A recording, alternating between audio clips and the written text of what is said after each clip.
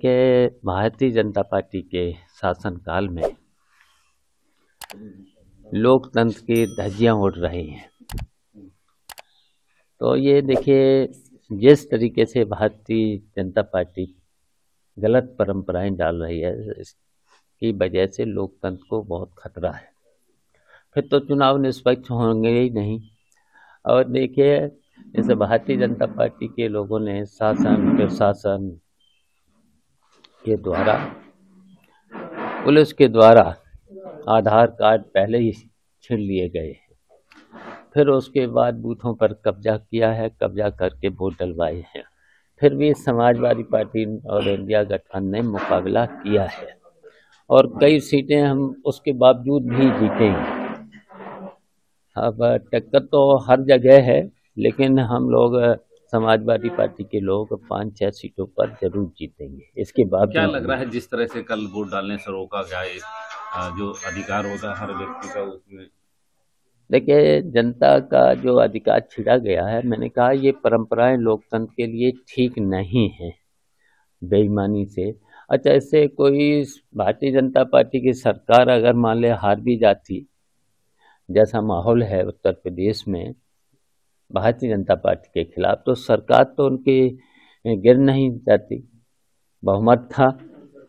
फिर भी उन्हें देखना चाहिए था, अंजवाना चाहिए था कि जनता तो उनके लिए अच्छा ही था जब भी चुनाव आने के लिए। तो अगर ये देख लेते तो हो सकता था ठीक काम करने लगते, क्योंकि भारतीय जनता पार्टी से पूरे देश की जनता इस समय खिलाफ हो चुकी है। क्यों? इन्होंने केवल झूठ बोला है और झूठ बोल करके कोई विकास का काम और जो भी घोषणाएं करते थे आज तक एक पूरी नहीं हुई है।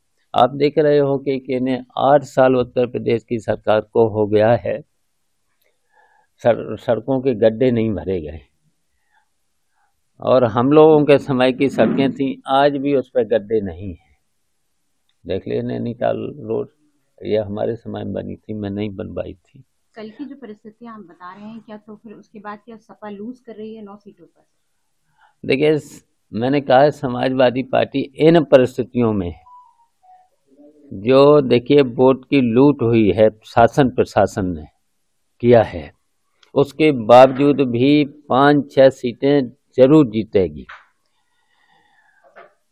और टक्कर तो सभी 9 सीटों पर है। कुछ सीटों पर हाथ बच सकते हैं, लेकिन हम 5-6 सीटों पर इसके बावजूद भी जब लूट हुई है प्रशासन ने, पुलिस ने, जैसे भी ब्लॉक प्रमुख, बीडीसी और कोटा डीलर से लेकर के जिस तरीके का शासन का दबाव था प्रशासन पर, तो देखिए अब जब एसएसपी वोट मांगने लगेगा, जिलाधिकारी निर्देश देगा, तो फिर लोकतंत्र बचा कहाँ?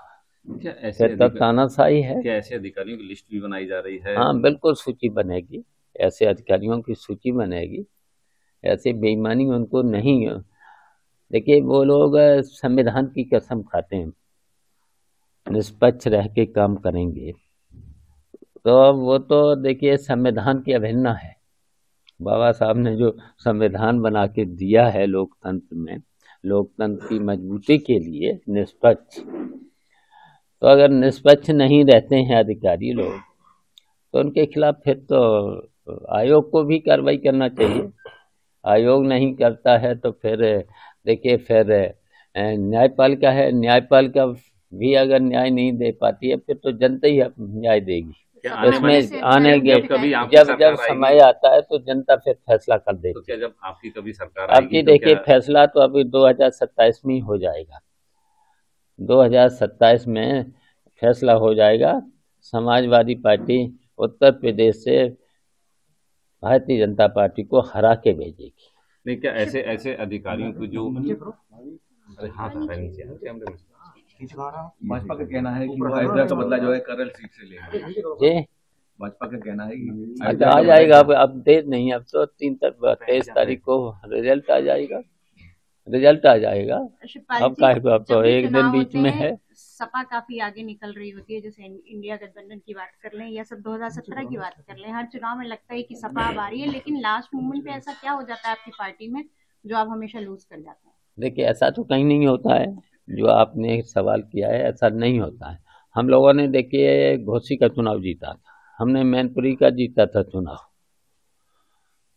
तो और देखिए फिर उसके बावजूद भी बेईमानी के साथ साथ हम लोगों ने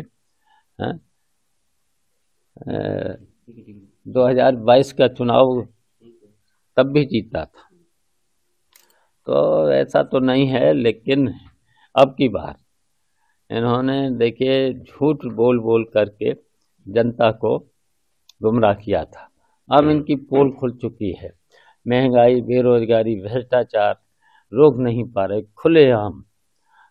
और देखिए भारतीय जनता पार्टी के समय में अधिकारियों पर उनका कोई कंट्रोल नहीं, पूरा पूरा का पूरा इन्हें नौकरशाही के हवाले कर दिया है। किसी भी कार्यालय में, तहसीलों से लेकर के थानों से लेकर के कोई सरकारी कार्यालय में खुलेआम रिश्वत चल रही है। और शायद भारतीय जनता पार्टी का जो बोल रहे हैं, कोई भी मंत्री ईमानदार नहीं है। अच्छा, गोरखपुर में आज ही वैकेंसी निकाली है संविदा पर, एक तहसीलदार और नायब तहसीलदार, क्या माना जाए सरकार की क्या? अच्छा बताइए, जो इन्होंने वादा किया था 2000 करोड़ लोगों को हर वर्ष नौकरी का, और अब नौकरी कौन सी दे रहे हैं? आउटसोर्सिंग में 12,000 की बाद मिलता है उसको 8,000, 7,500, और 1 लाख रुपया पहले ही रिश्वत का ले लेते हैं। पहले बताओ ये नौकरी हुई? आज 8,000, 8,500 में क्या परिवार किसी का चलेगा? तो ये तो देखिए न तो नौकरी दे रहे हैं, न कोई अपना वादा पूरा कर रहे हैं। तो देखिए ऐसी सरकार को अब जनता बर्दाश्त नहीं करेगी।